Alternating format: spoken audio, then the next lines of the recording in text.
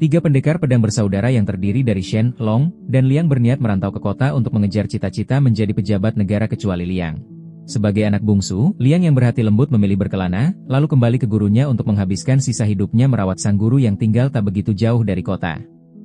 Abang keduanya bernama Long sangat menyayangkan keputusan adik bungsunya itu, sebab kemampuan bela diri yang dimiliki Liang satu level di atas Shen. Seharusnya ia mendapatkan jabatan di militer daripada kembali ke gurunya. Namun bagi Shen selaku abang tertua mereka memiliki pendapat yang berbeda. Ia menghargai keinginan Liang yang ingin berkelana tanpa mengandalkan status. Long lantas berjanji, jika nanti berhasil menjadi pejabat, ia akan memastikan mereka bertiga berkumpul kembali dan hidup bahagia selamanya. Beberapa tahun kemudian, Shen berhasil menjadi gubernur. Tak lupa ia mengajak adik keduanya Long ikut bersamanya. Namun, Long yang haus akan harta dan kekuasaan malah ikut terlibat dalam transaksi perdagangan ilegal bersama beberapa bupati. Shen sangat kecewa dengan perbuatan adiknya yang tidak berubah semenjak hidup dengan kemewahan. Selama ini, Shen sudah menghabiskan banyak uang untuk menutupi semua kejahatan Long agar terbebas dari hukuman mati. Namun kali ini, ia tak akan membiarkannya lagi. Untuk itu, Shen mengajak Long ke pengadilan untuk mengakui kesalahannya. Long yang tak ingin mati menolak keputusan abangnya. 去官，你是想要我死啊？我会上报朝廷，听候法律。这份名单要是公布朝堂之上的话， Demi kehormatan nama keluarga, Shen dengan terpaksa memanggil pengawal untuk mengamankan Long. Jelas saja hal itu membuat Long geram.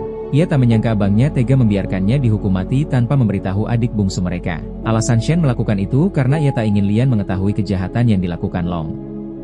你真想让我死？不得法。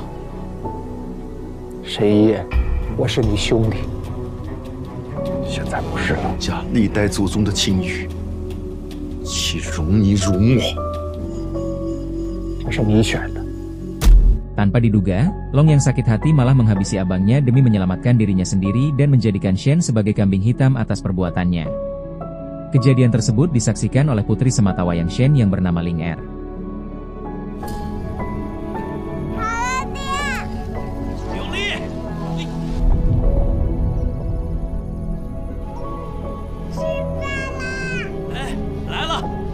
Beberapa hari kemudian di sebuah desa, di mana Liang terlihat marah saat berhadapan dengan seorang petani.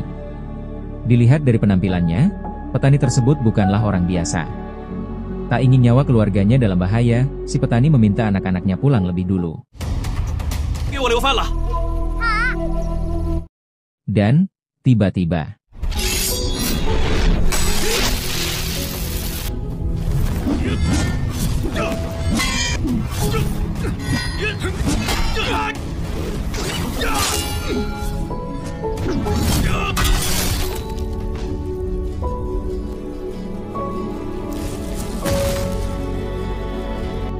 ternyata pria tersebut adalah salah satu orang kepercayaan Shen yang berkhianat dan membantu Long menghabisi Shen.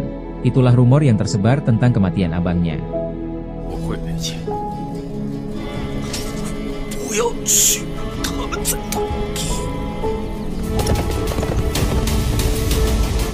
Adegan berpindah ke Villa Hou Chong. Long sebagai pejabat pengganti sementara memperlakukan ponakannya Ling Er layaknya penjahat hanya karena Ling Er dicurigai telah mengambil barang miliknya. Tak lama kemudian, Liang pun tiba dengan membawa peti mati.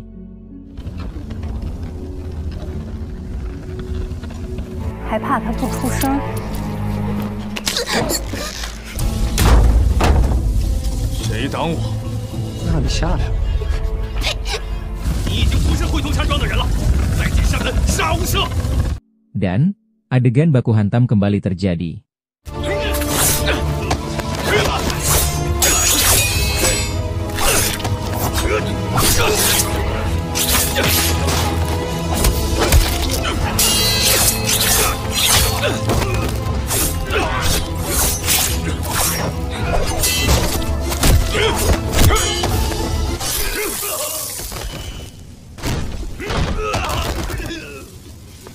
Melihat pemandangan di depan matanya, Liang baru menyadari bahwa pelaku sebenarnya adalah abang keduanya.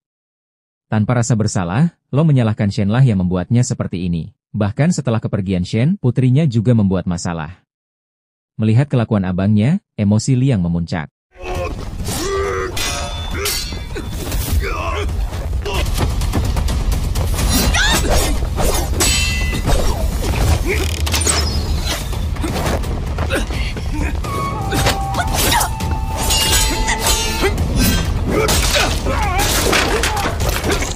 Karena anak buahnya kewalahan menghadapi Liang, Long menjatuhkan Ling Er untuk mengganggu konsentrasi Liang. Ye Liang, 你可得抓紧啊！放他下来！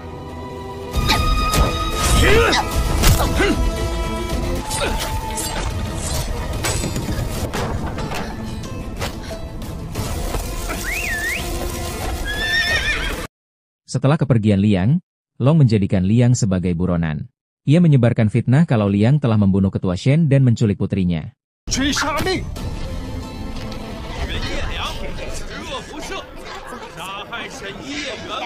Sementara itu di tempat lain, Liang menemui kekasihnya Xiao.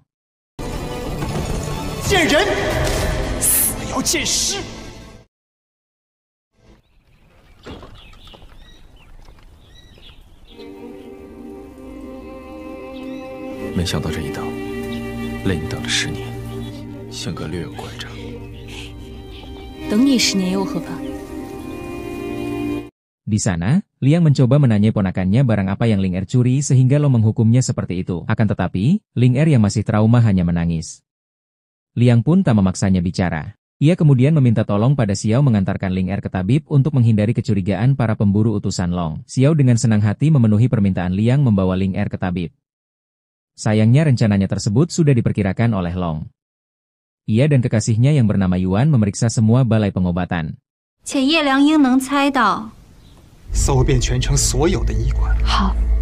Sebelum meninggalkan villa, Yuan menghabisi anak buahnya.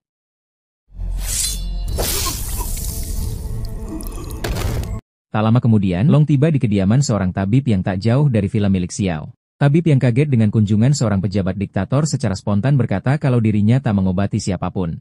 Hal itulah yang membuat Long curiga padanya. Dengan terpaksa, sang tabib mengakui bahwa tadi ia mendapat pasien seorang bocil yang datang bersama seorang wanita. Setelah mendapatkan informasi tersebut, Long langsung menghabisi sang tabib.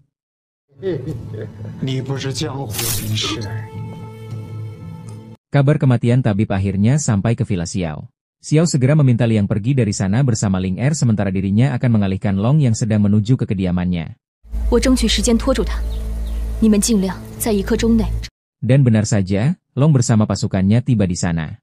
Karena tak menemukan keberadaan Liang, Yuan dan anak buahnya diminta memeriksa di luar villa sementara dirinya akan menginterogasi Xiao. Melihat gelagat Xiao, Long curiga teh yang diberikan Xiao telah diracuni. Untuk membuktikan teh tersebut aman, Xiao mengambil cangkir baru. Kesempatan itu digunakan Long untuk menaburkan racun ke cangkir Xiao. Tanpa curiga sedikit pun, Xiao langsung meneguk teh buatannya. Alhasil, ia pun mulai merasakan efek racun yang masuk ke dalam tubuhnya.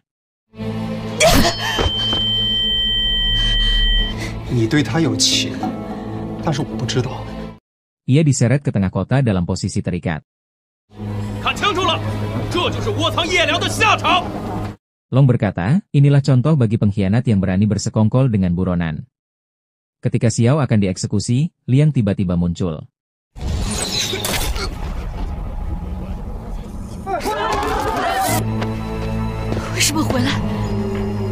Untuk menghadapi para prajurit yang begitu banyak, Liang menyerahkan Ling Er kepada Xiao.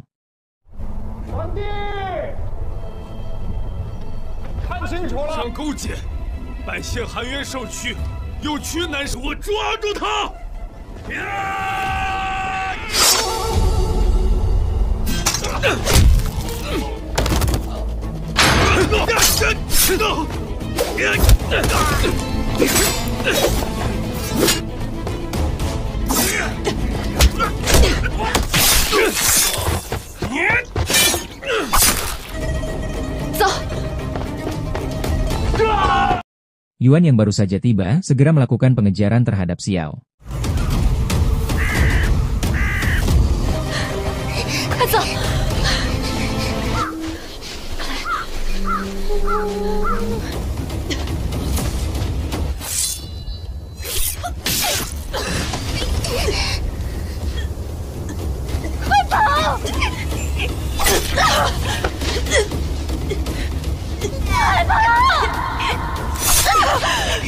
Karena racun dalam tubuhnya mulai menyebar, Xiao tak bisa melakukan banyak perlawanan.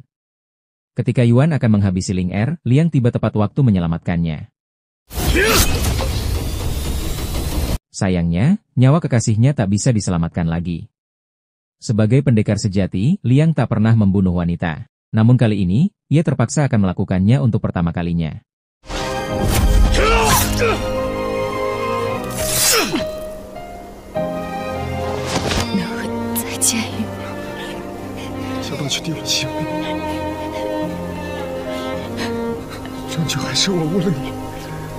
没想到这一等，累你等了10年，真该跟你好好学学。他日有求，求子。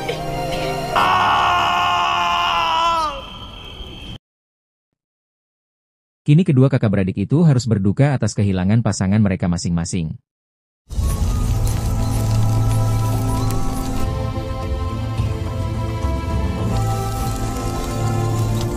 Malam itu juga Long mengumpulkan para pejabat daerah. Ia mengakui bahwa abangnya selaku gubernur berniat memberinya hukuman mati. Itu sebabnya ia menghabisinya dan mengambil alih kepemimpinan sementara, sembari menunggu utusan kerajaan datang melantiknya. Akan tetapi, salah satu pejabat melakukan protes karena ia tahu bagaimana pengorbanan ketua Shen menutupi kejahatan Long.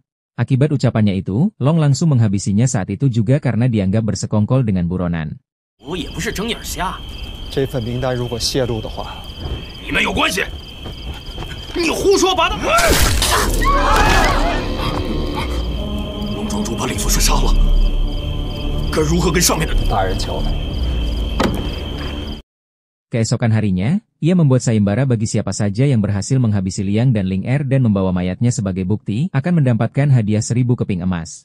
2 orang dari dunia persilatan yang ikut dalam sayembara tersebut adalah Wang kakak seperguruan Liang dan pendekar Li yang merupakan satu dari 7 pendekar ternama di dunia persilatan yang hidup sebagai pengemis.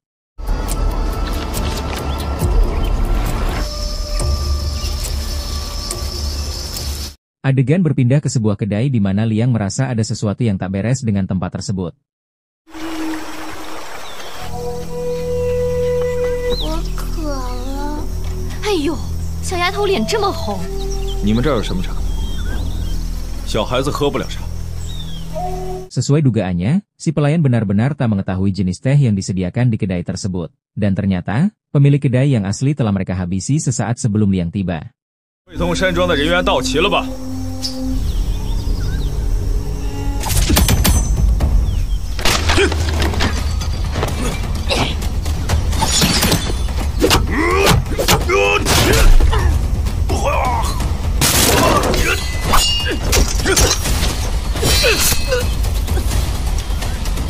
Nampak pendekar Li berbaring santai di sana.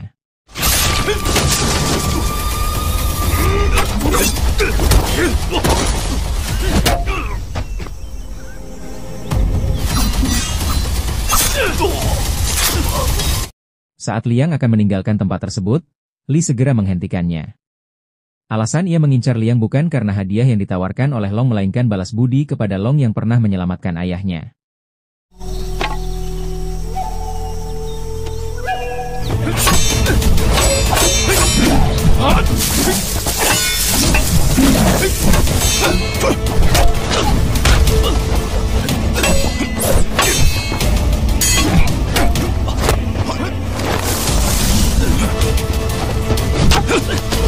Sayangnya, tingkat bela diri Li jauh di atas Liang. Dalam keadaan terdesak, Ling Er tiba-tiba keluar dari keranjang yang membuat Li menghentikan aksinya sebab ia langsung teringat kepada mendiang putrinya. 得血留声，志同无辜。你们别打了。 Mereka berdua saling berjanji akan bertemu kembali melakukan pertarungan persahabatan. 不会有气。 Dari sana, Li menemui Long. Melihat kehadiran pendekar Li, Long yakin bahwa adiknya sudah tewas. Sayangnya keinginannya itu tak sesuai harapan. Li tak menyangka orang terhormat seperti Long tega menghabisi kakaknya sendiri dan mengincar nyawa ponakannya demi sebuah jabatan. Long tak peduli dengan ucapan Li dan langsung mempersilahkan Wang masuk. Li Dajia. Mengetahui kelemahan Li, Wang sengaja memberikan barang milik mendiang putrinya yang membuat Li lengah. Kesempatan tersebut digunakan Wang untuk menghabisi pendekar Li.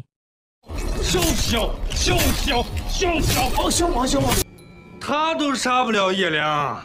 我就是想请师兄来杀师弟。两个藏身之处，一是你师父善意。 Dengan tewasnya Li, otomatis hadiah emas diberikan kepada Wang. Dengan menggunakan jutsu pengubah wajah, Wang mendatangi gurunya. 师傅，师傅，你怎么回来了？ 师傅。 Akan tetapi sang guru bukanlah orang yang bisa ditipu sebab ia dengan mudah mengetahui penyamaran Wang. 我老眼昏花了。你个老不死！ Karena tak mampu mengalahkan sang guru, Wang dengan liciknya menggunakan serbuk racun. Setiap hari efek kekuatan racun akan terus meningkat menghancurkan organ tubuh secara perlahan. Bahkan sang guru tak akan bisa mengobati dirinya sendiri karena tak mampu mengeluarkan racun tersebut dari tubuhnya. Dari sana, ia sengaja menyebarkan berita tentang kondisi guru yang keracunan untuk memancing Liang keluar dari tempat persembunyiannya. Tak hanya itu saja, dengan bantuan Long, mereka menjadikannya sebagai buronan karena statusnya sebagai guru Liang. Di sisi lain, Ling Er yang sedang sakit segera dibawa ke tabib.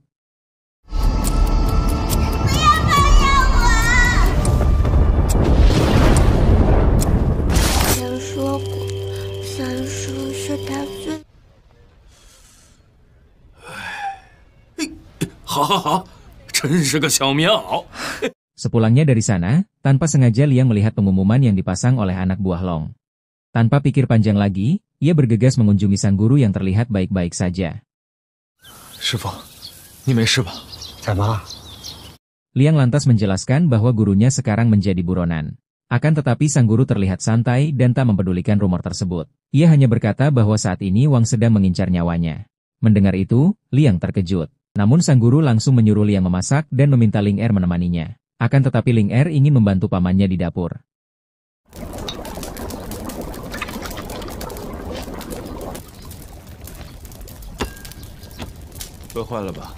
Singkat waktu, makanan pun siap. Liang langsung memberikan sepotong daging untuk sang guru. Sambil menyantap hidangan buatan Liang, sang guru menggusap kepala Ling Er. Sontak saja si bocil refleks menghindari usapan guru. Melihat hal itu, Liang bertanya kenapa guru bisa mengetahui kedatangannya dan juga guru tak pernah menerima makanan yang diberikan oleh siapapun termasuk dari murid-muridnya sendiri. Karena tak bisa mengelak lagi, aksi baku hantam pun tak terhindarkan lagi. 师兄，你就别装了。哟，他可真偏心。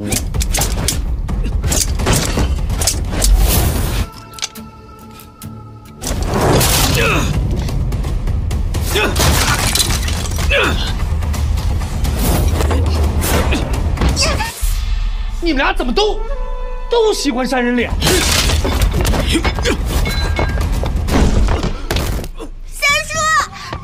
Sayangnya, Wang berhasil menyebarkan racun yang membuat Liang kehabisan tenaga. Beruntungnya Ling Er berhasil mengalihkan perhatian sehingga mereka berdua berhasil melarikan diri.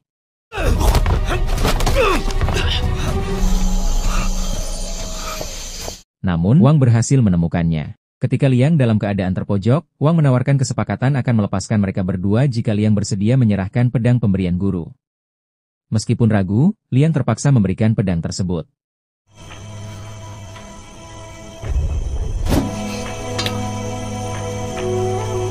Dan tiba-tiba, beruntungnya, sang guru berhasil menyelamatkannya. Melihat pamannya siuman Ling Er berlari memeluk Liang. Disinilah Ling Er sadar bahwa paman ketiganya adalah orang yang bisa dipercaya yang dimaksud oleh Shen ayahnya. Untuk itu Ling Er yang kini percaya akan ketulusan sang paman akhirnya buka mulut bahwasanya, barang yang dicari Long adalah daftar nama para koruptor yang bekerja sama dengan negara asing. Daftar itulah penyebab Shen dihabisi karena berniat melaporkannya ke pihak kerajaan. Kita beralih ke Wang yang kini berada di kediaman Long. Ia melaporkan kematian Liang dengan memberikan pedang Liang sebagai buktinya. Long lantas meminta daftar nama yang disembunyikan Ling Er. Melihat Wang kebingungan, Long langsung mengajaknya makan. Awalnya, Wang curiga makanan dan minumannya telah diracuni. Tapi karena Long tanpa ragu menikmatinya, Wang terpaksa ikut minum arak. Hanya saja, ia menolak menyentuh makanan yang ditawarkan Long. 对了，我的报酬呢？ Sesaat kemudian, Wang mulai merasakan efek racun yang menyebar ke tubuhnya, sementara Long terlihat baik-baik saja karena ternyata, makanan tersebut mengandung penawar racun. Alhasil, Wang tewas sesuai perbuatannya yaitu meracuni orang lain.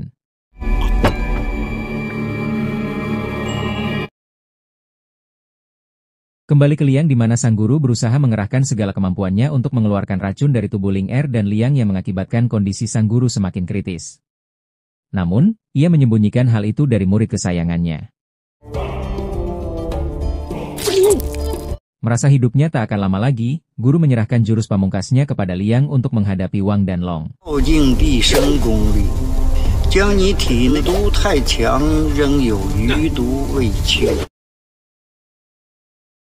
Singkat cerita, hari yang dinanti pun tiba. Liang menitipkan Ling Er kepada gurunya sementara dirinya akan menemui Long di kediamannya.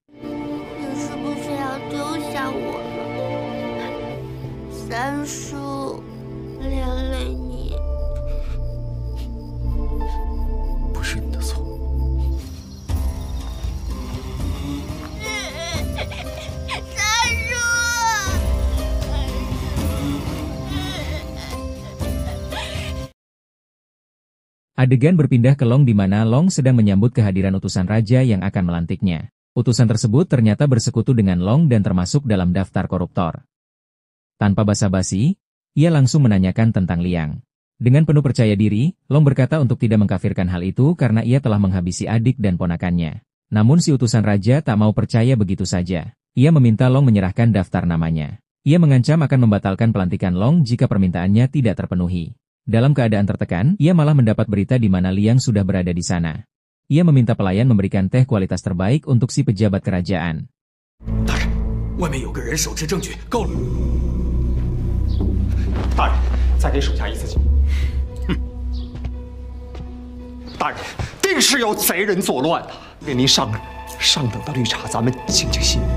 Karena sudah mengetahui sifat licik Long, ia memerintahkan anak buahnya mengikuti Long. Tanpa ia sadari, teh mewah yang dihidangkan pelayan sudah dibubuhi racun. Dan, ia pun tewas di tempat.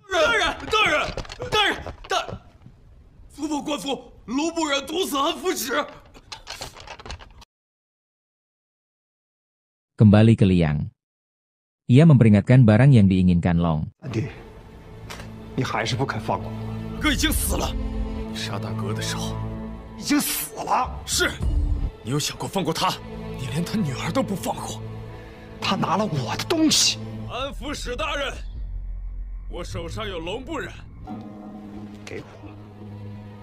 Ketika pengawal utusan hendak mengambilnya, Long langsung menghabisinya.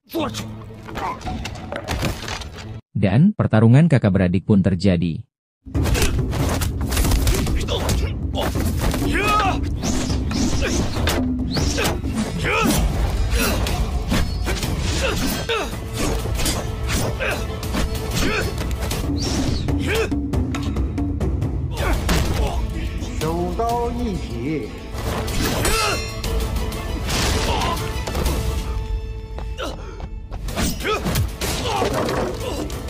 Meskipun mengalahkan Long tidaklah mudah, tekad Liang sudah bulat ingin mengakhiri ambisi Long yang membuatnya kehilangan rasa kemanusiaan hanya demi kekuasaan.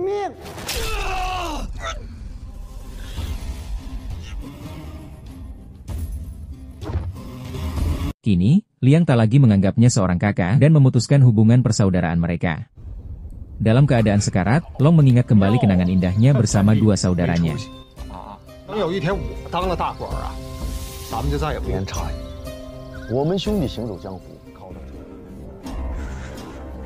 Setelah menghabisi Long, Liang bergegas menemui sang guru dan ponakannya.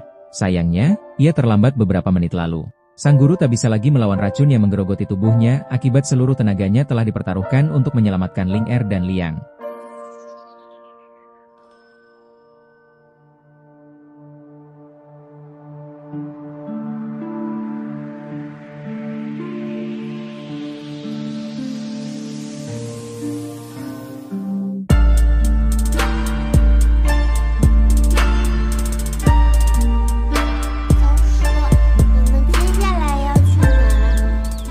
Di akhir film diperlihatkan, Liang membawa ponakannya melanjutkan petualangannya.